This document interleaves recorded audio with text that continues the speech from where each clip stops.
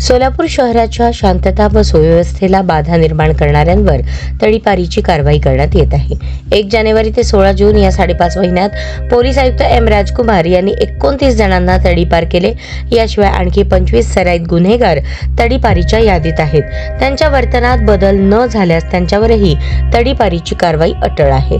Police आयुक्त M राजकुमार यांच्या मार्गदर्शनाखाली पोलीस उपायुक्त विजय कपाडे यांनी 1.5 वर्षात 100 पेक्षा जास्त सराईत गुन्हेगारांना सोलापूर जिल्ह्यातून हद्दपार केले आहे।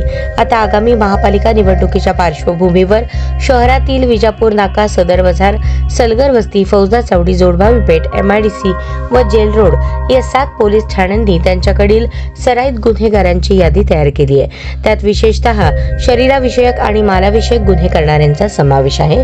असे 2 किंवा त्यापेक्षा जास्त गुन्हे दाखल असलेल्या सराईत गुन्हेगारांना तडीपारी करणार असल्याचा प्रस्ताव पोलीस ठाण्याकडून पोलीस आयुक्तालयाकडे पाठवण्यात येतो।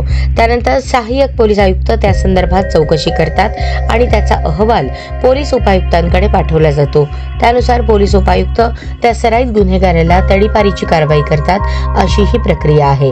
आगामी काळात शहरातील तडीपारांच्या यादीत आणखी नावे समाविष्ट होऊ शकतात। तत्पूर्वी त्या सराईत गुन्हेगारांच्या वर्तनात पोलिसांना बदल अपेक्षित आहे। दरम्यान भैरू वस्तीतील 2 नंबर झोपडपट्टीतील आशुतोष उर्फ धीरज अशोक जाधव वय 25 यास पोलिसांनी तडीपार केले आहे, पण त्याने तो आदेश मोडल्याने त्याला स्थानबद्ध करण्यात आले आहे। त्याची रवानगी पुण्यातील येरवडा कारागृहात करण्यात आली आहे। सेटलमेंट फ्री कॉलनी क्रमांक 3 मधील विनोद सिद्धराम जाधव वय 33, विजय उर्फ सागर सिद्धराम जाधव वय 28 या सख्या भावांना सोलापूर आणि धाराशिव जिल्ह्यातून 2 वर्षांकरता तडीपार केले आहे।